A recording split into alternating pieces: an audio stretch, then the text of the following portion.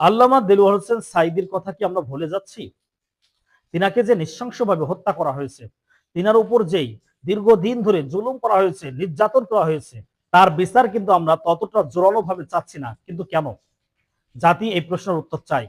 আমরা আল্লামা দেলোয়ার হোসেন সাঈদীর যেই নির্যাতন করা হয়েছে তাকে যেই ষড়যন্ত্র করে হত্যা করা হয়েছে, আমরা তার বিচার চাই। আমরা এটার বিচার চাই, বিচার চাই, বিচার চাই। কিন্তু এই বিচারের কথা কিন্তু আজকে অনেকের মুখ থেকে আমরা শুনতেছি না। অথচ এই মানুষটার দিকে তাকিয়ে, এই মানুষটার কথা শুনে কিন্তু মানুষ ইসলামের পথে এসেছে। মানুষ নামাজ পড়া শিখেছে, মানুষ নামাজি হয়েছে, দিনদার হয়েছে, ইসলামী আন্দোলন করতে শিখেছে। কিন্তু আজকে কেন যেন মনে হচ্ছে ওই মানুষটার কথা আমরা কিছু কারণে ভুলে যাচ্ছি।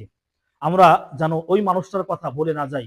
ওই মানুষটার অবদান আমরা কিয়ামত পর্যন্ত ভুলতে পারবো না। ওই মানুষটা কতটা নির্যাতিত হয়েছে, কতটা নিষ্পেষিত হয়েছে, কতটা মিথ্যা তহমত পেয়েছে, এই জাতির মানুষ জানে। এজন্য আমরা আল্লামা দেলোয়ার হোসেন সাঈদীর বিচার চাই। তাকে যে নৃশংসভাবে হত্যা করা হয়েছে, তাদেরকে দ্রুত গ্রেফতার করে আইনের আওতায় এনে তাদেরও বিচার কাজ করা হোক।